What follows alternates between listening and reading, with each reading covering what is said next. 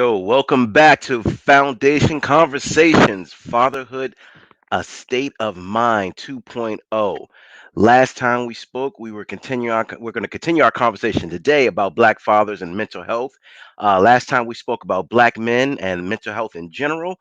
This time we're going to go into a little bit different world here. We're going to be talking about adding wives to the mixes, girls to the mix, our kids to the mix. So let's go ahead and get it started and introduce our returning guest, Brother Sananda Edwards, number one, born and raised in Baltimore, Maryland. Welcome back, brother. How are you, man? Good evening, Brother Barry. Good to see you, man. Thanks for having me. Excited to be here again, brother. Always a pleasure, man. Always a pleasure. And Pleasure's mine. another returning guest, Orrin Howard, currently a private practice in PG County, over 25 years of his experience. And welcome back, man. Look, I'm happy to see both y'all brothers. Y'all put a big smile on my face, man. Oh, well, it's just an honor to be here and share this time with you, bro. Hey, man, look, let's see, rubbing it in thick, bro. You know, just like they got all the right answers. I'm enjoying this. So, listen, I had a lot of time to process our last conversation. And again, we didn't even get a chance to touch on the differences of, we were just talking about being young black dudes. Mhm. And now we got to add some other mixes too. When we start adding wives, girlfriends, co-parenting, children, that's a whole different level of stressors. And I remember I remember after my first child was born, my first daughter was born, I didn't sleep the same after that. Mm. Like, I don't know if I've ever had a deep sleep since my children have been born. Like, not the way you sleep when you don't have no worries in the world. Sleep Yeah. just Yeah, like yeah, just that sleep, just like I'm always on the edge. So it's like absolutely. I hear them, like I hear them breathe wrong. I'm like, what's that? Right, Everybody okay? You know? right. Just so, and after our conversation made me think about it, I was like, yo, that's a low level stress anxiety situation right there Yeah. where Mm. I know I'm not getting enough rest. So, my first question to you, all right, and I had to write it out for because I wanted to make sure, because last time we said, I asked you if you had 10 out of 10 brothers that were dealing with some type of mental health illness. Everybody on the show said 10. Ten. Everybody. Definitely. So now, if I'm adding wives, kids, exes, co-parenting, Mhm. managing those relationships, what's the stress level look like on a scale of 1 to 10, brother? So now I'm gonna go with you first, brother. 11 out of 10. 11. 11. No. So what it makes the first thing that it makes me think about, and again, and you guys know I'm an author and I'm an advocate for mental health. I run an organization that works with young people, but I am not a therapist. So as always, Brother Orrin, please correct me if I'm wrong. I look at things with regard to there being two types of stresses, and I think we might have mentioned this last time.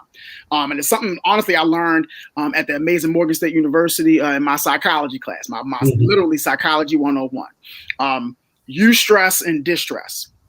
So you have these good stresses that are in your life, and you have Yeah. these not so good stresses, the bad stresses that are Mhm. in your life. So Barry, like when you talk about the fact that we have these beautiful babies, and while we're tired, we got to make sure that we're listening. But that listening and making sure that we're aware and making sure that we're ready to jump at a moment's notice is because of the love that we have. You know what I mean? So Mhm. it's about that love, it's about that care, it's about that attention that we want to give to our babies. So, while I think that the stress levels absolutely vary, I think that we do have to make sure that we keep in mind that all stress is not terrible stress. When you're looking forward to birthday parties for your babies, and you're looking forward to picking up your son or daughter to go to that game, or you're looking Right. forward to just hanging out with your little ones, you're Mhm. looking forward to hanging out with your wife, or what have you. There's a level of stress that might be involved, but it might be good stress. I wonder if she's gonna like this. Like every time we Mhm. go to this spot, she ain't really feeling it. I wonder if you know what I mean. But Yeah. it's good stress. It's not that kind of stress that weighs you down and makes you what I mean feel kind of bad and kind of puts you in a dark place. So I think that obviously again there are levels to the stress, but we definitely have to be mindful of the different types, and then when we are leaning more toward that negative stress, then we have to figure out ways to pull ourselves out, which can include obviously going to a therapist, or just honestly taking. And I always say that again, as Black people, and Brother Orrin talked about this last week, the resilience that we have as Black people, knowing our past, knowing our history. So sometimes we have to tap into ourselves and be willing to reflect and pull ourselves out. But then we have to again seek out that therapist or whatever help we may need. But just be mindful of both types of stresses. Excellent. Brother Warren. Well said. I definitely appreciate the point about the different kinds of stress. I actually want to take it another level today and talk about the stress from different systems. And so in therapy, I always make this joke when people talk about parenting and I was like, when you were at the hospital, did you get the 0 to 21 manual they gave out? You don't have to do nothing but follow this manual from 0 to 21, right? And I say that with sarcasm because if you didn't get the manual, that means that you inheriting stress. There's things you're not going to know. You've got to figure out how to balance what you were raised in from what you believe in. You've got to balance what they were raised in from what you believe in. Then you got to look at the system of the community in which they're raised in. All of them bring its own level of stress. All of them bring its own level of anxiety, but the approach to it is what matters. Brother Sananda was talking about that, and the first phase of it is just being present enough to be aware of what kind of stress we're talking about. But there are different systems of stress that are imperative for us to understand that can make the difference on whether or not we are going to emotionally and guilty parent or whether we're going to parent to be a cycle breaker, which I'll talk about later. Cool. And I was just someone just whispered in my ear that our esteemed founder is on the line with us, Brother Matt, our the founder of Black Fathers. Wait, there he is. They're making this. Man, what's good, brother? How are you, man? What's happening, good people? I'm well in the dark again. I gotta get me one of them ring lights or something. I need the same thing, bro. I need the same thing. Man, I ride through my neighborhood and like, not that I'm peeping, but I look up and everybody got a ring, kind of the ring light sitting in the living room. I'm like, what the hell they doing in the living room? You know what? No judgment here. No judgment. Yeah, I'm feeling like a vampire compared to y'all. I'm sitting over here in the dark. So Matt, thanks for joining us, brother. And this is like the perfect time. And Orrin and Brother Sananda actually they touched on some things, and I want to throw this to you. Being that they just mentioned you have good stress and bad stress. Now, I came up where it was like stress was just considered bad. I would have never thought of it as being good or bad. Tell me your thoughts of good stress and bad stress when it comes to being a parent. It's really something because honestly, I feel like it is possibly something that I honestly have not really thought about. But I understand that, when you do think about it, you do know that nervousness, excitedness, those, that all is a part of stress.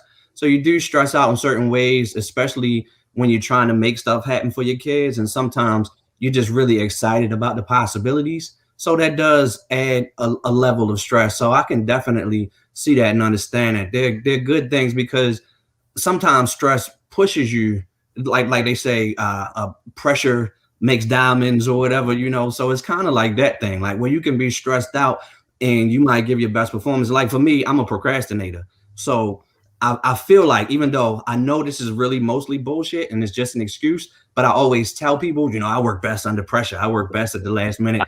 So that could be considered a good stress because I do honestly, like when I have no choice, I get it done because I have no choice, right? But that doesn't mean it's really a good thing, but that's generally how it works. So, I agree that there definitely can be good stresses that really push you to make things happen. Sometimes you just need a good kick in the pants, in order to get into action. Sometimes you need your wife nagging you 5 times a day for 6 weeks, and then you finally get it and you're like, okay, let me get this together.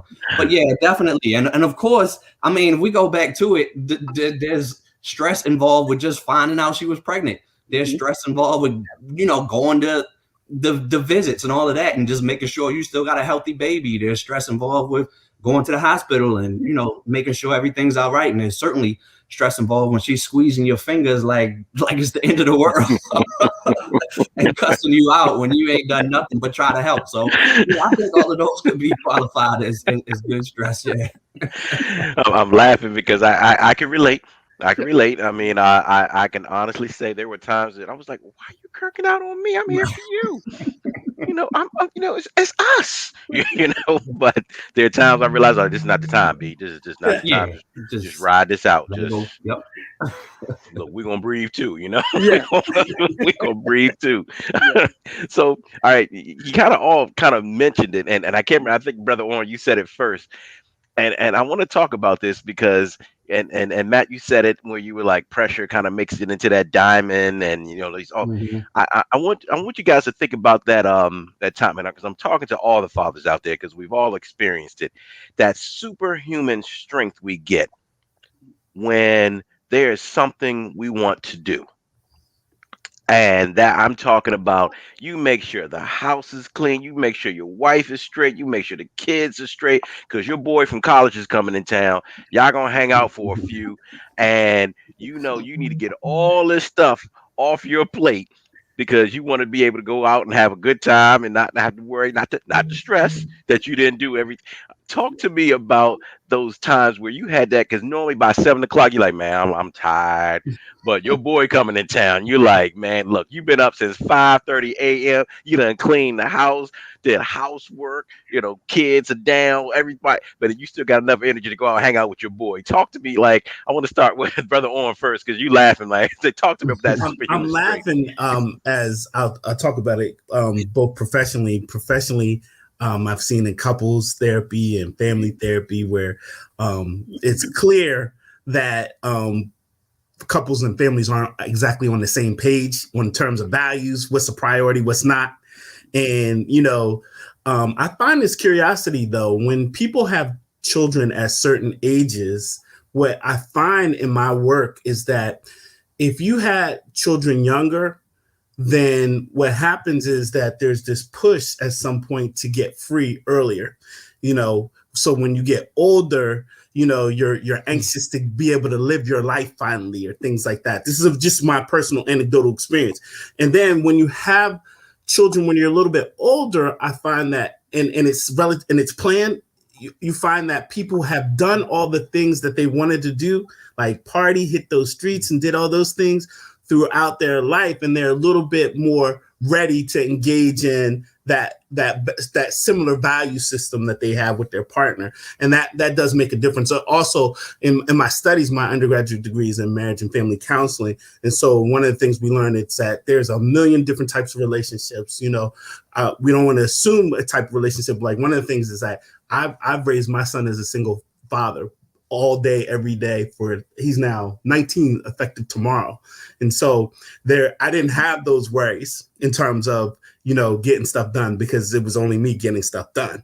And so, but knowing that there's so many different types of families that's out here trying to do this, the ones that you guys are mentioning, the reason why I laugh, because I'm always tickled when I'm in therapy sessions where I sit down with families and I realize that, you guys never talked about values before y'all had children. Y'all never talked about values before y'all got married. Y'all just actually do it because life circumstances, it was good times. And now we here. So what better time than now to start talking about these things, because we got little You're in it now. You're in it. Right. No time like the present. Can I just jump in real quick? Just on that note, I remember someone, I can't remember who it was, but someone talked to that point and said that what you should do, even though 99% of us still ain't going to do it, but what I've even told my sons to do when they get into relationships is to talk to that young lady and just get an idea of where her head is at. So, like, just to say, if we had a child, if you became pregnant, like, what would the situation be? So you just put that bug in her ear and get an idea of what she's thinking. So it's not quite as stressful, provided she lives up to what she says and you live up to what you say. But it's a very interesting idea that I'm sure a lot of people don't think about to even just have that conversation. And like you said, talk about the values and just talk about how you feel. Do you think you're ready? Do you think we can do this together? Do you think, if we don't work out, are you going to run right downtown and put me on child support, or can we work this out? And all of those sorts of things. It's just stuff to think about and talk about, just to get an idea, at least to put it on the table. Well said. Well said. Brother Edwards, talk to me. Yeah. So I have a couple thoughts that are going on in my head. I'm gonna start with basically what you were kind of talking about, Barry. That kind of energy, that push, right? I think that one of the things, and again, I want to salute Matt and the Black Fathers Foundation for having a space, creating this space where men and fathers can be two things. Can feel safe. We always want to kind of create these safe spaces. But I have a mentor, an amazing mentor I talk about all the time, Lamar Darnell Shields, who talks about courageous spaces, right? Taking that step from safe spaces to courageous spaces. And Black Fathers Foundation kind of gives us that. We're literally allowed to talk in the group about things that we wouldn't ordinarily talk about. And that right there is, I think, one of the reasons why, like you said, even especially when you have really good friends, man, that'll give you that extra push to get everything done so that you can have that time away. Again, the reason why I bring up Black fathers is because we all want to be amazing fathers. There isn't a father alive who would say, regardless of how other people feel about his fathering, or regardless of the time and the impact that he's had thus far in his child's life, I doubt you'll ever meet a father who wants to be a bad father. It just won't happen, right? So you put the time in to be the best father you can be. You put the time in to be the best husband that you can be, to be the best provider, to be the best, all this stuff, right? So when you get a second to kind of let loose and hang with your boys, or you know what I mean, or what have you, you're gonna take that opportunity. Like you said, you get superhuman strength for it. And I think that part of it, because of, I think, in my opinion, is the group of men that you have gathered here today, the group of men that we're talking to. And I know that there are a lot of amazing women who are watching this podcast. Who are watching this tape, and I actually spoke with a number of them after the first one. They talked about the interest that they had in it. In that greatness, you get tired, right? You get tired. There are times when, you know what I mean? Like it's important to lean on that other parent. But again, that superhuman strength also comes from the opportunity to be able to go out and step out of that Superman cape for a little while and be able to kind of, how they say, let your hair down and just hang out and have a good time with the homies or what have you. So absolutely, that superhuman strength is a big part of it. The second thing, really quickly, that Matt kind of touched on and that Orange Starter kind of jumped us off with is, we are now, and I think that we are getting into the point, I don't know if it's been over the past 5 years, 10 years, I don't know what it's been, where men are just we're starting to scratch the surface on men opening up and talking about things, really talking about things. And it can be a super duper powerful thing, which is why I think, like Matt talked about, we have to get our children under the understanding of, when you start to get into relationships with whoever your chosen, mate is, we got to get into the conversations about values. We got to start opening up and talking about those things. It can't just be about, well, what's your favorite color, boo? What, you know what I'm saying? Like the conversations have to be a little bit deeper now, right? Because and I think because of that, it is going to make things a little bit better, because people are now, especially men, and I say men because women have always they've leaned on one another. They've leaned on one another. They've had discussions. They converse, and oftentimes men haven't been very happy about it. She always running to her homegirl and talking about it. Like, we say that type of stuff, right? But we have to get to a point where, we need to run to the homies about what's going on. Am I looking at this the wrong way?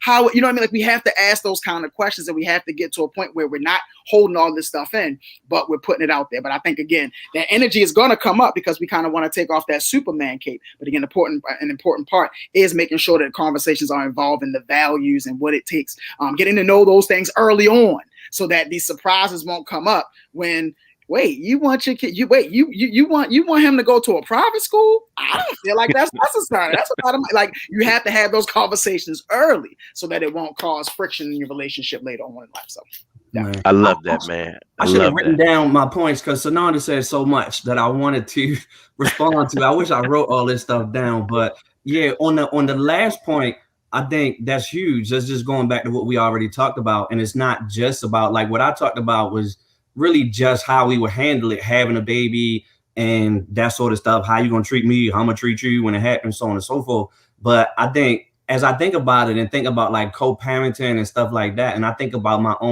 my first marriage and like how much I didn't really know about her and how things changed. Like when we got divorced, it was like things that she would do the 2-3 times maybe that the kids did actually go to her house after we got divorced. Yeah, trust me, brother. Anyway, anyway, but it's like those sorts of things where it's like, we get a lot of stories in the group where it's like, well, she did this, she went and cut his hair and I ain't want her to, or she won't do this, or she keeps giving him pork and I don't eat.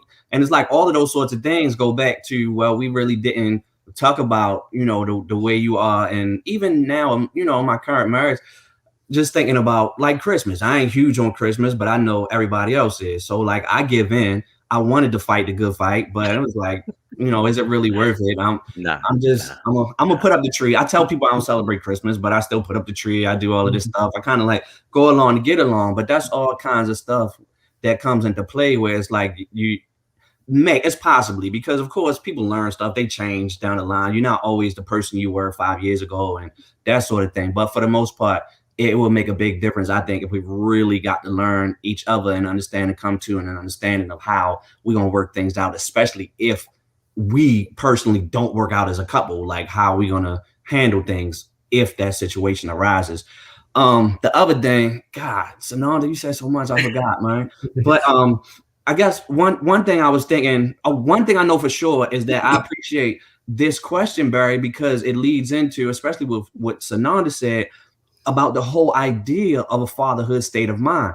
And so my definition of that is the understanding that though we do have to be that provider, we have to be that protector, we have to be all of those things, but we also have to take time for ourselves. And that's the thing that, a lot of times we as men don't do. So we talk about self-care and all of that. And no matter what you want to call it, it's about understanding that you can't be the best father you can be. You can't be the best husband you can be. You can't be the best nothing you can be if you ain't your best self and if you ain't taking time for yourself to improve yourself. So that's really what I'm talking about when I say fatherhood state of mind, is understanding if you got issues, go figure out what they are, go help heal yourself, or get others around you to help you heal and all of that sort of stuff. But you got to take the time for yourself, because if you just keep pushing through, like I went to the doctors today because I got something going on with my stomach, and I mentioned this like last week on Facebook, that honest to God, I just be flat out honest, I'm scared because I don't know what it is. And sometimes when it gets real bad, I feel like I'm about to kick the bucket. And I know it doesn't make the most sense, but it's like I really want to just soldier on because I'm scared to find out what it is. And it may be something that takes me out and I just don't want to know. And I would, even though it's not fair to anybody, you get that feeling, that fear makes you say, well, I don't want to be away from my family. So I'm just going to pretend that this is not here. This is not happening to me. So I keep pushing along so I can be here for them, during this time and be what I think is a strong me, because I'm actually hiding this stuff that's going on, when in reality, I could not wake up tomorrow, honestly. So I really need to find out exactly what's going on and fix it so I can be here for my family. But a lot of it is about fear, and it's also about that thinking that we're being selfish and we're not being the man that we're supposed to be. We're not being a real man. We're not being a real father if we take the time away and just do things that we need to do to help ourselves. Well, Brother Matt, I appreciate you sharing that. And definitely that sentiment is real and it's honest and sincere. And I wish a lot more men were able to have that honest self-talk. which leads into this concept of awareness, self-awareness, which is an essential part of this process. You mentioned earlier about the Christmas story, which I thought was funny, but I always say, do you want to win or you want to be right in a relationship? Because you can be right and be by yourself and be alone or on the couch or somewhere else and feel good about being right, or do you want to win? Because win involves compromise, win involves sharing, where winning involves humility, vulnerability, and those kind of things.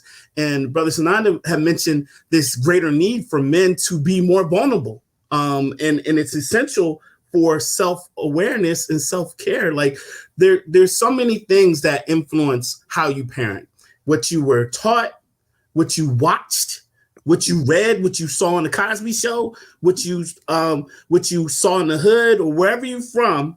And then there's these things you learn as you go along. Parenting is a humbling process.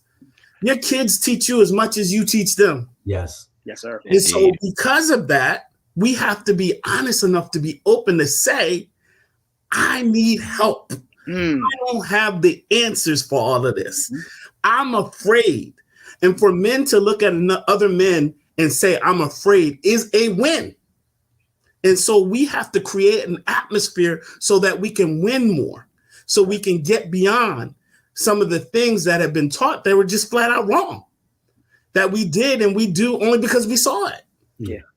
That's and that's so I'm sorry, brother. No, you just brought something up that honestly, and again, it kind of ties into again your original question, Barry, about friendships and the importance. And Matt kind of mentioned it, and then Orrin kind of expounded on it, like realizing that we don't know it all, realizing that there was no manual that was just handed to us. But I think that that's why your tribe is so important. Just like knowing your mate and having an understanding of your mate and all those things is very important. Your tribe is super important too. The people who honestly, I would say you make the decision to be a part of your life. So obviously that includes our family who are there, but then you have those friends, right? Because all of my friends, honestly, they're my kids' uncles, right? So like that's Uncle Mike, that's Uncle Brandon. And I might have talked about this previously, where my kids had no clue that my friends we weren't actually brothers. We weren't actually brothers. They had no clue about that. But sometimes, again, you need that tribe to be able to bounce things off of, because sometimes you're so subjective, you're so in it. And sometimes we get to this, hey, son, you gonna be my legacy. So while you're 3 years old, I need you not to be spilling cups on the floor. That's not part of the legacy. You spilled your juice. And it's like, dude, relax. No, relax. Like, relax. It was a mistake. Your legacy won't be tarnished because of this. Calm down, relax, bro. You know what I mean? But you need the right people who can kind of check you in a loving way and in a supportive way, who can say, man, he all right, man. Look, man, let's just this is a great lesson. Let's teach him how to clean it up. Hey, man, that's how you clean up after yourself. It's all good, man. Give him some hugs. You don't got to, you know what I mean? So we have to get to that point where we are appreciative of our tribe. But again, it starts with, and Orrin said it, admitting, and Matt said it, admitting the fear that sometimes that's involved with that, and admitting that, you know what, I need some support. I need some support. What would you do about this? This is the situation. What would you do about it? And then, of course, as we kind of go along, and obviously as we grow our relationships with our significant other, with our co-parents, shout out to my son's mom, Kim Green, man. We have an amazing co-parenting relationship. A lot of dialogue is involved. It's not always tulips and roses and strawberries, but we are committed to working through things together for the betterment of my son. But yeah, it's really about making sure that we were focused on the betterment of our children, but we're willing to admit when we need help and we need someone to kind of guide us along the way. Let me just say this. I would be remiss that not everybody has friends, not everybody has family. But what I will say is that knowledge is easily attainable, right? And so you get a library card, you go get a book, you go learn about parenting. There's nothing that stops you from going to or discovering a mosque or a church that you can get around some new people that can help guide. It's nothing around going to professional organizations and trying to get that support. So I don't want people that don't have these things to not think that there's a solution for them as well, because there is one. I just wanted to add that piece. Or Black fathers. Hey, Shout So out to us. hey. Yeah. look, No, look, I was look, in Matt, all you set me sincerity. up. You set me Yeah. up because In all I got. sincerity, I was gonna say that Uh-huh. about what Sananda was saying, because we do get that in the group for sure. You get the ones like, my 2-year-old just did this and I'm ready to whip them, and people be like, man, if you don't go sit down somewhere and chill out for real. But some of them were joking, but some of them are sincere because they just don't know what they don't know. So that's the beauty of the group, is having that sounding board where people can really check you and say, calm down, bro, it's gonna be all right. One And of my also, favorite ones like that was it was a brother that basically wrote in saying, fellas, I need your help. And I love the way he laid it out. He was like, I like to do my Muay Thai, my mixed martial arts. I like to go read my books. I like to go play some ball. And he hadn't mentioned parenting at all, but was upset because his wife was stressed because she was at home with, and I thought he was going to just say one kid. She was at home with like 4 kids. And he was trying to make sure he was getting away to go be some basketball, some fellas time, practice his mixed martial arts. And I remember I was reading this and it was long, but the brothers in the group went off. I mean, at some point he was like, "Hey, fellas, I appreciate it. Thank you. Some of you a little raw than I expected, but yeah, I'm opening my eyes now." Because some cats was like, "Man, I don't even get to see my kids, and you're trying to Yeah. run up out of there," And so I even had to let my Muay wife Thai. read it. Get my Muay Thai in, got to practice, And I had to show my wife that. I was like, "Baby, look at this," and she was like, "Ooh." Like, what is wrong with him? Somebody need to sit him down. I was like, yeah, the fellas got him. So so Matt, thank you for this. Thank you for this safe space. You're Thank you welcome. for allowing these brothers to be able to jump on some other brothers like, yo, man, you need to get your life together, man, because you're tripping. Y'all love snitching on yourselves though, because was it Orange? Somebody last time said they showed somebody that wasn't in the group something, and now Barry showing his wife. Come on, y'all messing up his money now. Come on.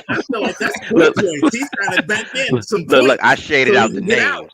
I shaded out the names. All right, cool. Got you. Look, we safe though. We still safe though. We still Right. safe. All right. She can't get in. I'm not But look, admitting nothing. look, I love this, and you guys are right on base, because my next question is this, and because we're talking about therapy, we're talking about some of the things that are happening, and with this last year and a half, where when we're talking about trying to get away and get out with our boys and get out with our social group, just to be able to not be in that Superman mode, because a lot of times we have to be like, I know I wake up every single morning. I'm the alarm clock. I'm getting everybody up. I mean, and what it takes to just maintain that sometimes is just like the weight of it. So when you do get a break, so my question to you guys is, if we've had this year of COVID, and I want to transition, because I want to transition to kind of a different realm. We often talk about therapy, especially when some trauma has happened. When do we talk about therapy just to maintain? So, Brother Orn, I want to start with you, as our resident therapist. I tell people not everybody comes to me because there's a significant disaster going on in their life. Some people come to sharpen the swords. Some people just want to get better at something. Once we demystify the concept of therapy and take it away from this concept of you sitting on a couch. Yes, I am trained in that technique as well. But there's so many different ways that you can approach this process of getting the support you need. There's therapeutic things you do with yourself, the meditation, the walk. Brother Matt, I think it was last time we met, he walks in the park, looks up at the trees. Those are therapeutic things. And then there's actual therapy. And what Barry's referencing is this maintenance check, we call it, where you go through life in routine and you need a tune-up. Just like you take a car in to get an oil change and get your brakes done or whatever the case is. We need these mental tune-ups. We need to check in with ourselves. We need to be able to say, all right, this is how I'm feeling. What does that mean? And it's good when you find a good match in therapy where you can have that conversation and somebody can kind of walk you through it. But that's not the only way to do it. But I do recommend that you do the maintenance check. I do recommend that you stay present. I do recommend that you remember, like, not all therapists, just like every profession, not all therapists is for everybody. Some have different techniques. Some have techniques that don't gel with you. Some don't understand your experience. Some don't understand where you come from.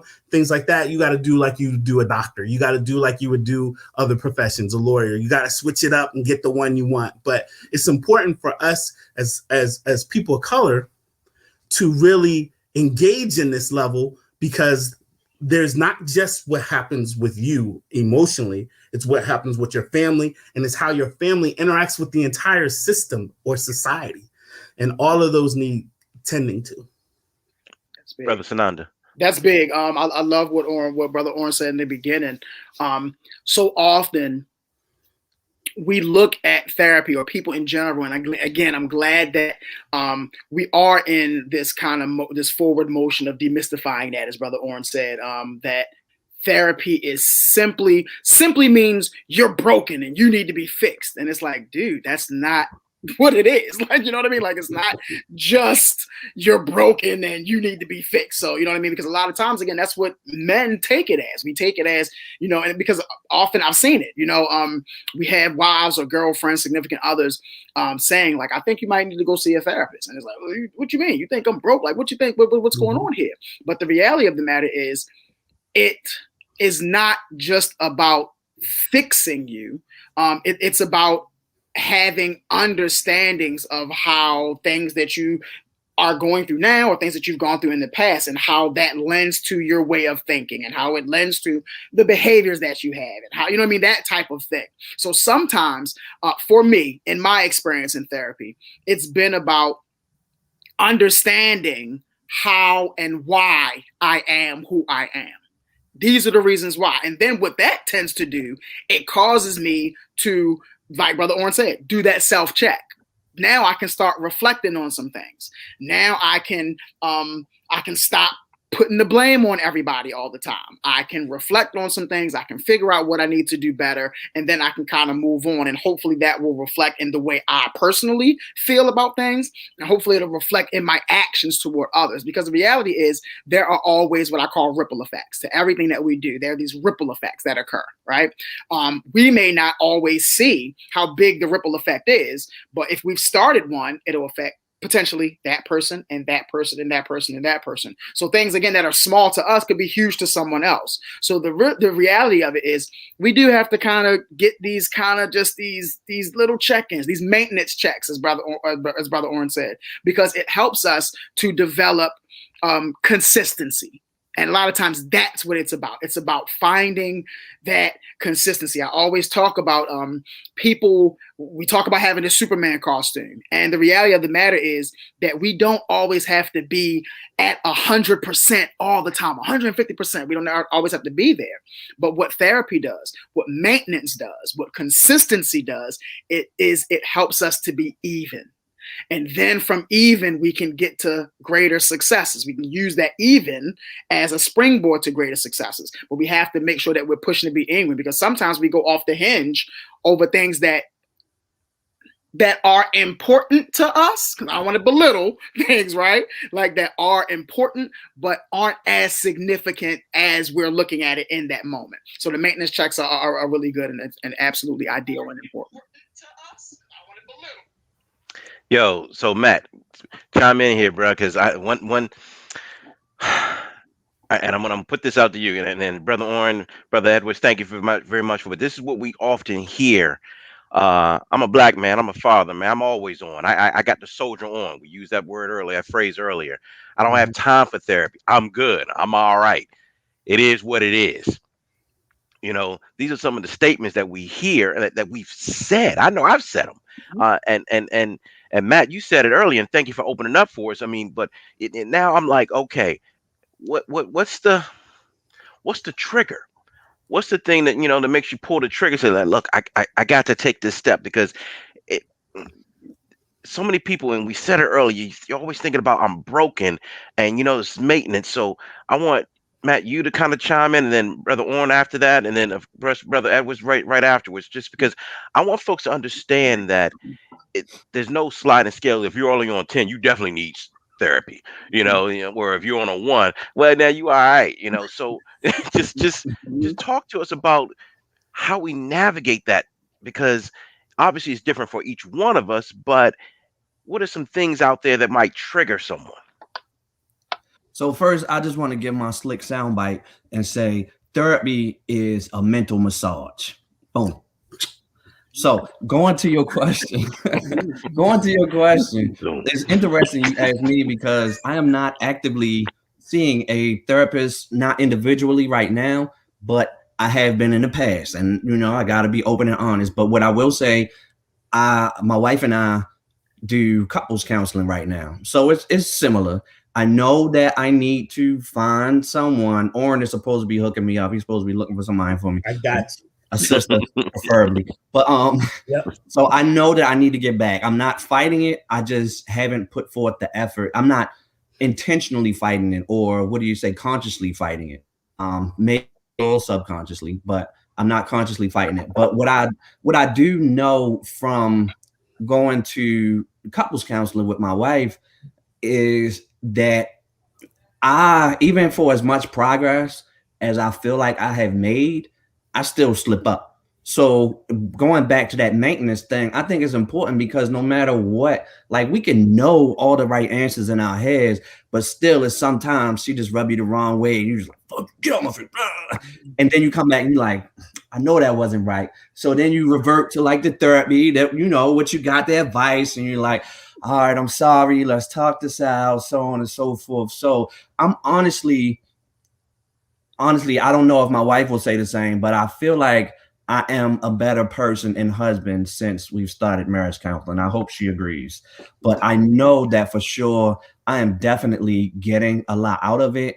And like even we go every 2 weeks. So I feel like, in the between times, it can be tough, but it's always good to know that, we're going back, we're going to see her again. And even if I messed up, she's going to remind me, of the tools I need to utilize to keep things on the right path. And I know that from my experience when I was, I've seen several therapists in the past, and from my experiences with the ones that I really appreciated and went to multiple times, is really pretty much the same thing. So I think overall, I think all of it is just about pushing past stigmas. And I think the more we talk about it, the more we normalize it and those sorts of things and make people understand, and also make people understand that it's something worth pushing for. And I got to keep that in my own head because I don't want to be a hypocrite.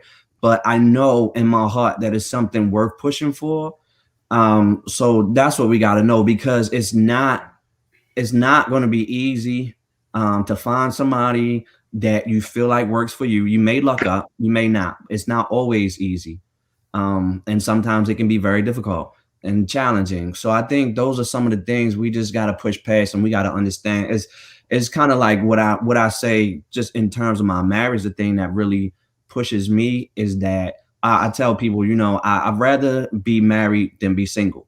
So I do the work to maintain my marriage because I'd rather be married. So it's like if you would rather have someone that can assist you and or you have to believe will be able to help you and make your life better if you follow the plan and do what they suggest and those sorts of things, then you have to be willing to put in the work to find that person. So I'm one for two. I found a marriage counselor myself, and she's working out for us. So I did do that much at least. Now it's still I have to find an individual therapist for myself. I haven't been pushing that way, but it's just again like there's so many things that we think that we just repeat mindlessly and say, oh, black people don't do this, black people don't do that, and we don't need this and we don't need that. And we just had to keep being these voices that are just shouting out there and saying, if it's worth it to you, then you should put in the work. I can't tell everybody what they need to do. I can't say you have to have a therapist, this and that, but I suggest it, and that's about all we can do is just really help people to understand and just get negativity out of their head. If you go somewhere and that person don't work out for you, try another one. If you go a few times and you quit, it's understandable, as maybe not the best move, but it's understandable because, again, that's the position I'm in right now. But it's something that you have to, if you really want it and you really want to improve yourself and you know, all of those sorts of things, then it's something worth working for. That was well said, Brother Matt. One of the things I would say, and I'll share this personally, it takes courage to try this out. You have to be willing to confront your fear. Even as therapists, we have therapists. So you imagine the first time I'm sitting in a therapist's office, I know what you're supposed to say. I know what you're supposed to talk about. So I came in there like this, right? Because I was afraid. But when I really went home and I said, I just wasted some money because I was so busy worried about what he was going to say, I'm going to go back again and I'm going to just be myself. That's what I did. And so then the other piece of it that I think is super important is that sometimes therapy is also psychoeducation. It's also educational. I'm certified in effective Black parenting. One of the things that we do over time is we treat truth as truth because it has history when it could have been wrong from the beginning. I'll give you an example. Wow. Policy and practice has dictated what's happened a lot in the Black family. And so the history of policy in the United States of America gave restrictions and definition to the Black family. For example, Black codes, which were laws that prohibited Black people from doing certain things. One typical one is if I was walking down the street with my son and he was 3 or 4, it was within the law that if my son was too loud or aggressive or anything like that, that a white person could come and discipline your child right there on the street. So do you know how resilient our people are? What they did is they jumped on the kid first. So then they eased the concern of the white person. That quick discipline thing has historical ties to policy. So oftentimes when people come and sit down and talk to me, they don't know that. They think they're alone. They think they're going through these experiences by themselves. They don't know that kids have developmental milestones. So just because you hear a 3-year-old curse doesn't mean they understand the context of it. So you can't make them older than what they are. And there's so many different lessons you can get from going to therapy that are outside of just your feelings. Some of it is educational. And I just encourage people to explore that route and go down that path. Yeah. Cool. But I could not agree with what both of you brothers said anymore. I think that so often people in general are used to whatever they use as a coping mechanism. And we turn to whatever it is. It could be alcohol. It could be drug use. It could be videos. It could be whatever, right? And again, those things aren't necessarily bad because I got to take Claritin every day. So you can call me a drug user. I'm a drug user. Every day I got to take my Claritin. So it is what it is, right? For my allergies. So it's like, but of course, when that dependency happens and we need those things to try to escape from whatever it is that we were trying to deal with, I just kind of look at therapy as, you know what, let's try this too. Like it might work. Just as Matt was saying, it may not work for you. It may not be your bag. But instead, as Brother Orange said, maybe meditation works a little bit better for you. Maybe taking that walk, getting that, that sunlight, that vitamin D. Or I actually read an article that said that walking in the rain does something different because it has oxidation. I can't remember what it was. Don't get me wrong. I'll look into that and let you all know. But even walking in the rain does something different for you that helps your body heal and helps your body and mind heal. So the reality of the matter is we have to look into whatever could potentially help us get better than what we were and be able to consistently use that. I talked to some of the folks who watched our last episode together a couple weeks ago, and everyone, hands down, who I talked to were just so appreciative of Matt being transparent with his battle with suicide, right? And how that, just that type of transparency saves lives. And so, Brother Matt, I want to personally say thank you for that. The people who I spoke to want to say thank you for that. But another point of that is, as men, as fathers, as husbands, as we have to start being real with ourselves. We have to start being transparent. And the reality of the matter is we are struggling mentally with some things. But this push, and it's in our DNA, as Brother Oren said, this push to be resilient. Like we were born with this certain resilience that we often feel like we have to use that as the cover. And then we have this cover of resilience for so long that we have in strokes and we have in brain aneurysms and we have in all of this other stuff, physical, with literal physical pains due to all the mental stress and things that we're putting on ourselves, or that we're not even necessarily putting on ourselves, but that we're getting from places because it happens, right? So we just have to get to a point where we are open and honest and transparent with ourselves so that we can take off the cape for whatever time that is, and use that to figure out what's the best way we talked about to self-care. Is it taking a walk around Lake Montebello or whatever, wherever you're close to, Druid Hill Park? Is it getting the sun?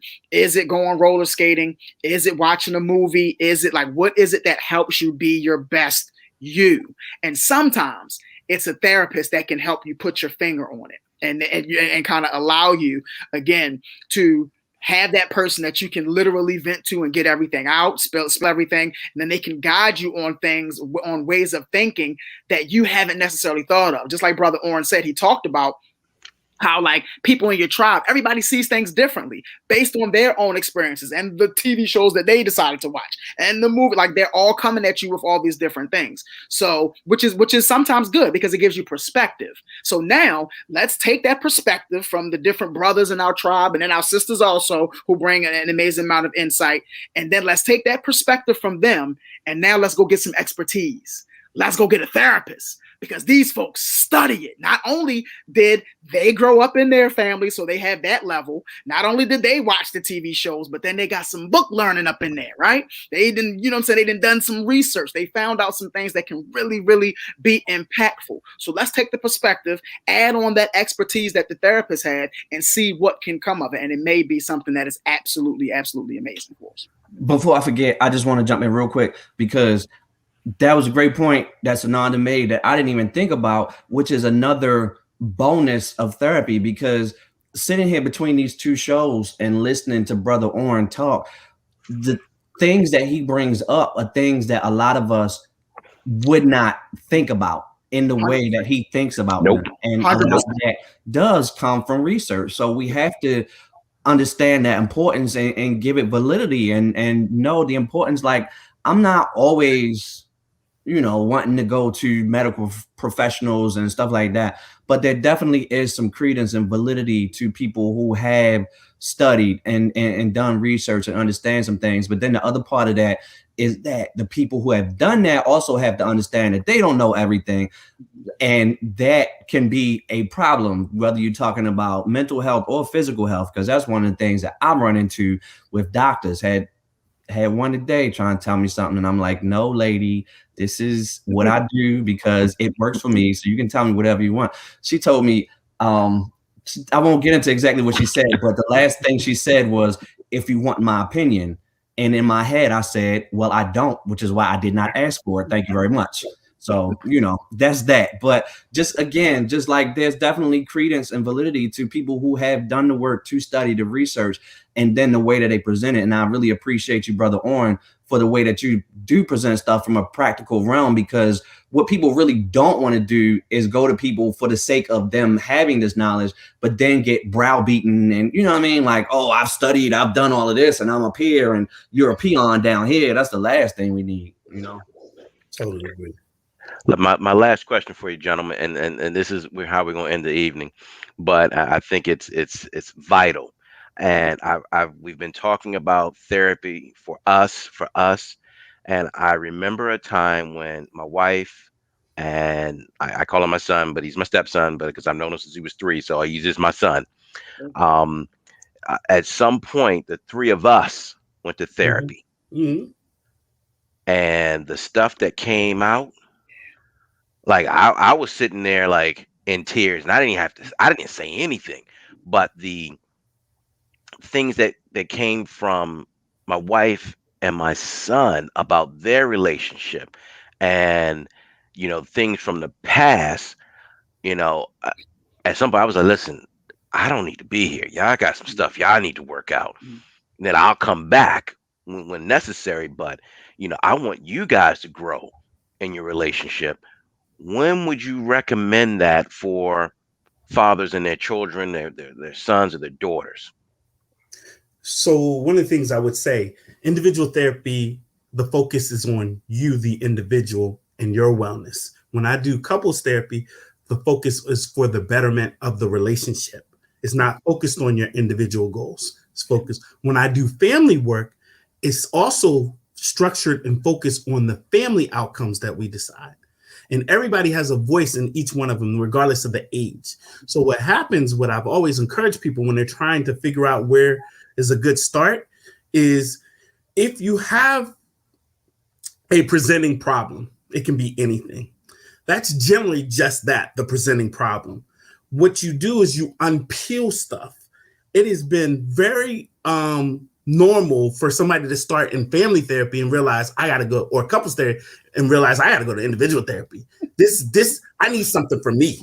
I need something for me now, or it's not uncommon for somebody to do an individual therapy, but we're spending the entire session talking about a family dynamic that needs to be resolved. And so we need the family to come in. When you're dealing with children who are not independent, like in the home, they usually benefit a lot from having both individual and family. When you're talking about individual, well, I don't want to go too deep into it, but my point is that you can't go wrong by starting anywhere. Mm. What's going to happen is the truth will come out. Don't assume that the presenting problem is always going to be the real issue. Sometimes it's just, let me say this, behavior communicates the problem. Behavior is never the problem. It only tells us what the problem is. So keep that in mind. Love that. Brother Edwards. That's good. That's good. And again, I always say Brother Orrin is the expert here. As a therapist, my personal opinion, I've never been a part of like family therapy or anything, or even marriage counseling. I mean, pre-marriage counseling we did, but I've mostly been a part of individual therapy personally. But I absolutely see the value in all of it. Mainly because, again, and Brother Orrin broke it down so beautifully, like when you're in individual therapy, you're focused on you. You're focused on your healing. You're focused on dealing with all the stuff and the reasons, and again, the reason, the why and the hows and those types of things of you personally. And you're using that to hopefully, again, be that kind of springboard to being a better father and then being a better parent so you can make sure that the family is good. But I absolutely see the value in it because I just think that anytime you have an opportunity to kind of be a part of a what am I trying to say? Anytime you have an opportunity to be a part of an instance where you can hear from your child and you're kind of not quote unquote forced, but kind of forced, like you're forced to listen, to really, really listen, or you're forced to really, really listen to what your wife has to say about the family dynamic, and what your child has to say about the family dynamic, as opposed to oftentimes we look at it individually as I'm dad, I'm the guy, this is what you're going to do, this is why you're going to do it, you know what I mean? But instead, it's like you're kind of forced to say, well, when I do that, how does it make you feel? Or Brother Orrin talked about the behavior. You start to see a behavior. You don't understand why the behavior is going on, but you're sitting in this this dynamic where you can actually listen and say, well, when did you start doing that? This is when it happened. What was going on? And then they can start telling you things that maybe you're not 100% privy to that makes the understanding that much deeper for you. And again, makes you not just a better parent and a better parent or better husband or better father, but literally makes you a better listener, makes you better able to act on and better, just kind of looking out for certain things, as opposed to, because a lot of times as parents, we kind of mostly see ourselves as guides. We're going to guide this. We're going to do that. I want you to do these things to make sure you're okay. We have to know all the answers. But sometimes our children can give us the answers that'll help the family dynamic. Sometimes our wives can give us the answers that can help us, that'll help that family dynamic. So absolutely, I see the value in it. And now that I'm thinking about it, I'm like, wow, we really might need to jump into that. We can be talking, Brother Orn. Yeah. I'm gonna have to talk to your wife and everything. Yeah. I appreciate that. And sometimes that mirror makes you feel like a piece of shit because you're like, wow, I didn't realize. I thought I was a good father. I suck, man. I'm terrible. No, you're a good father. Nah, man, it feels like that when you realize you're like, oh, you take them lenses off. You're just like, man, Right. I thought I was Right. Like, no. I What don't happened? Did you have the manual though? Because The manual. Look, I had to figure out how to put the car seat in, and I got distracted. Right. Yeah, that car seat was in tight too. That thing was like.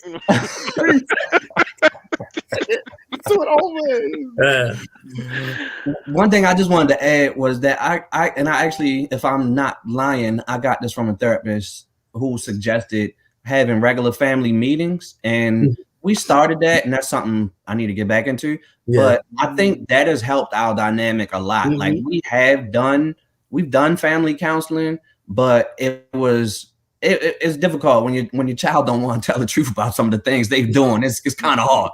I mean, your child is like going in there and pretending they're a perfect angel. Like, what? I don't know what my father does. Then it don't work. Then you got to quit. Like, nah, G, I can't do this. But outside of that, I mean, it can be helpful. But the meetings, I think, are important because I think that a lot of us as parents, like, we don't really like talk with our kids and listen to them a lot. So that's the importance of the meeting. So what we had started doing was scheduling like maybe Sunday and try to keep it consistent the day of the week, the time or whatever. And you just give your children an opportunity to talk about what they're going through, and you listen and you understand. And sometimes, it can be some raw stuff. And you're like, damn, maybe I'm not really not, maybe I'm just not doing this the right way. Maybe I need to, doesn't mean you're a terrible father. You're not a piece of shit automatically, but there are some things that you just may not have realized that you were doing or may have overlooked, like a lot of us especially with our sons, suck it up, yada, yada. And you think you're doing the right thing. You're raising them to be tough to go out in this world, but inside your child might be falling apart and you don't really know that. Like, my youngest son dealt with bullying, and I know my oldest sons dealt with some stuff that we never talked about. Is interesting. I won't say funny, but it's interesting because there have been many times where my sons will get together in the house and they think nobody can hear what they're talking about, but my wife can hear them. So she's privy to a lot of these deep-seated feelings that they don't discuss with us. They just talk to amongst themselves, but they don't know she's overheard these things. So those are some things that, we have to deal with, because even at 20, God, how old is my kid? One's about to be 22 this month. Wait, what's the day? Oh my, what's the day? 24. My son will be 22 in 3 days. And his brother is 20 going on 21. So, even at those ages, they're still holding on to stuff like from when they were 10, 11, and, certain things that we did that they felt weren't right. So it's really something just in terms of talking about not only going to family therapy to see a professional, but even just having those meetings at home to really have that open dialogue. Because even for as much as they don't share with us and they just share with each other, because a lot of it is like talking shit about us, so they don't want to really tell us. But we have always maintained very open lines of communication. Our sons, my wife and our sons can come and tell us pretty much any and everything that they feel comfortable sharing. Like my oldest son, first time he went on campus, he got a piece, he did this, he did that. He came home and told us everything in detail. And I was like, I hope you wore them condoms I bought you. But that's where it should be, where we all should have those kinds of relationships where the kids really do, for the most part, feel comfortable being able to come to you and tell you those types of things. And it really helps if you lay down a time and just take the time out and say, okay, we having a family meeting, we're going to talk, and we're going to let y'all get all of this out, even if it makes us feel bad as parents. We need to understand where you're coming from, and we need to really reflect on that and be able to give y'all some reasonable answers, solutions, so on and so forth. And I love the idea of the family meeting, Matt. It's not something that my family has done, so I'm literally going to institute that soon, because I love the idea of family literally taking some time together. We started like trying to sit down and eat dinner without the tablets and the phones and the TikToks, because they get in their headphones, they get so locked into things, right? So we've already started sitting down and having dinner and just talking about their day, and they starting to come up with like different cool questions, like, well, what's the only, if you could eat one food, the other day, well, if you could only eat one food for the rest of your life, which one would it be? Like, they start coming up with these things, right? Because again, they're forced to talk. But I think that it is important to, again, give them the space, like I said, safe spaces, graduate to courageous spaces where they can really talk about things, because oftentimes we may ask them how they feel about stuff, but then we try to tell them how they should feel. Yeah. Well, this is how you should feel about A, B, and C. But sometimes, again, we have to kind of give them the space to allow them to say how they're feeling, and then we have to make sure that we are accepting of those feelings, and so that we understand how those feelings, how it could be that way. And we can also, it's okay to tell them how we may feel about something or what have you. But again, we have to allow them the space instead of just telling them how they should feel about things. And those family meetings will be a great way to do that. You can have an opinion, but you shouldn't judge them for what they do. Like, one of my sons, I'm not telling y'all which one, but one of my sons told me he's done shrooms and acid and all of this stuff, and I'm like, God damn, you only 20, whatever. I'm 45 and I'm still trying to find something. But anyway, Lord, how you beat me by 23 years? But that's just the kind of stuff, like, they feel comfortable, and we like, I'm not judging you, and not just because I want to try some, but just because as a parent, that's just my place. This is what you have chosen to do. You're an adult. This is what you've chosen to do. Now, if you want my opinion, I'll give it to you when you ask. See, I'm not the doctor. I'm gonna wait till you ask. I'm not gonna just force my opinion on you. What I'm saying? But if you ask, I'll give it to you. But other than that, man, it's your life, homeboy. And family therapy, I recommend family meetings, couples night. And I've also recommended business meetings for families, because sometimes money has been a stressor. So I try and commit them to that hour time period only to talk straight business, come to the meeting prepared like you would work. And that way it organizes their household. So with the family meetings, is structure to it. Like Matt identified like 6 principles in the structure of a good family meeting. And so those are important things. Like, you got to have a voice. It's not a got you meeting. I got you. Like, you don't wait till the end of the week to get them on something they ain't do. That's not a helpful meeting. There's some rules to the family meeting. And then couples night is very important, because sometimes when you have children and you're a family, you forget how to date. So I make people go back to the basics and really put in that work. That's so good. And that business meeting you mentioned. Whoo. Yeah. So finances. Marriages. It's one of the number one factors for divorce within the first 3 years. And so what happens is that, again, it's about values. Why did you spend money on this? Or I wanted to spend money on this and stuff like that. Or we don't have enough money, so stress goes up. And so, in the interest of time, I just say that these concepts are important, and they can come out and really produce some really good outcomes. One last thing I just thought about. Oh, go ahead, bro. Go ahead, Matt. Go ahead. I didn't do this super successfully, and that's part of why my older 2 sons talk shit about us, because they feel like it's so much different between the way that we raised them and then the way we raised the younger 2. And I tell them, look, I'm just too tired to be whooping ass. So that's the difference. So I'm tired. I'm old. But one thing that I do recommend, and I've definitely made this very intentional with my daughter specifically, is to have those with her. I call it a daddy-daughter date. But just for children in general, making that one-on-one time, really, because I think that's important. I think my older 2 sons, I will admit, I think they would have benefited if I had taken the time more to do that. It's just difficult. They're 17 months apart. So it's kind of difficult, to separate them in that way, but I do think it's really important because I think it's necessary. And our kids are so different that we always try to do the same stuff just because it's easy. Like we going to the movies, okay, we're going to see this one movie, and y'all got to see this movie whether you like it or not. But one child may not like that genre, so maybe one day you take that child by themselves to the movies to see a genre that they like. You take the other child or whatever, just stuff like that. To have that one-on-one time, I think is really important for our kids. Absolutely.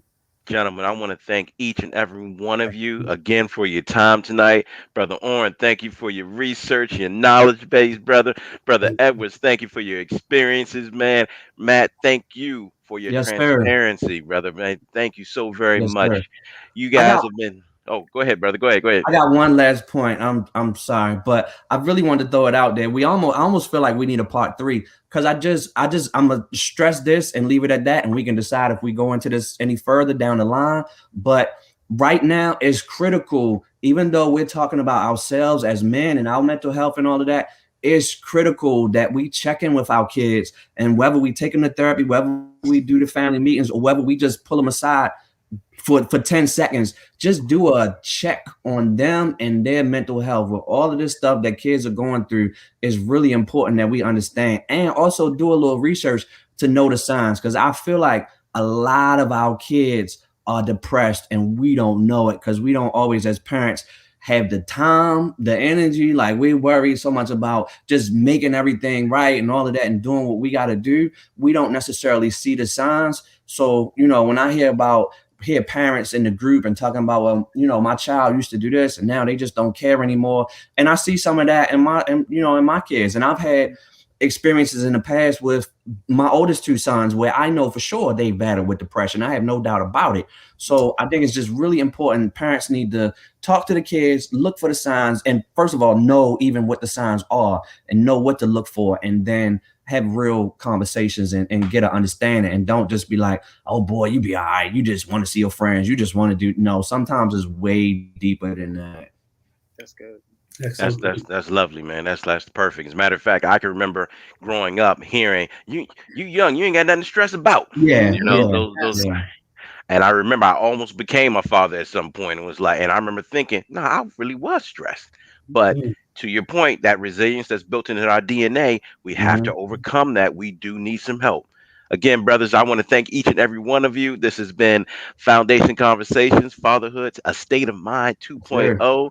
It has been amazing. Again, stay tuned for next month. We have another one. Matt, what's the next one? What are we For doing my next? brothers with daughters, and I'm glad you brought up the brother LDS, because this show is going to be spectacular next month. Thank you, Barry, for this. Um, as y'all can probably understand, I ain't never met a camera I didn't like. But anyway, um, next month for our brothers with daughters, we're having OG Troy Knowles. Mm. We are having the one and only Mr. Mark Clark. We are having none other than Lamar Donnell Shields and David Wow. Miller. What's messing with Oh, the them dynamic on duo, the my same mentors. show? What's messing with that? And the idea is that we really want to talk about raising daughters, and particularly as they're going through their life changes. Like we go through, we within the group, oftentimes we talk about the experience of when our young ladies, our daughters, when they first start their cycles and they start getting on training bras. And a lot of brothers don't really know what to expect. And a lot of times they freak out and say and do a lot of dumb stuff just based on a lack of knowledge. And then we get the brothers who are up there talking about, I got a shotgun and a shovel and an alibi and all of this stuff. And I'm like, well, you just putting out your own insecurities, because you may not have done everything you should have done as a father if you got to stand up there with a shotgun. Anyway, so we want to get into all of that and, just give people the information and the experiences from forefathers who have so far successfully raised daughters into at least their late teenage years. So they've got plenty of experience. We're looking forward to that, Matt. Thank you again for putting that Second together, Monday brother. in June. I don't know what the date is, but second Monday in June, same black time, same black channel. Hey, thanks again, folks, for tuning in to Foundation Conversations, Fatherhood, A State of Mind 2.0. We'll talk to you and we'll see you next time. Peace.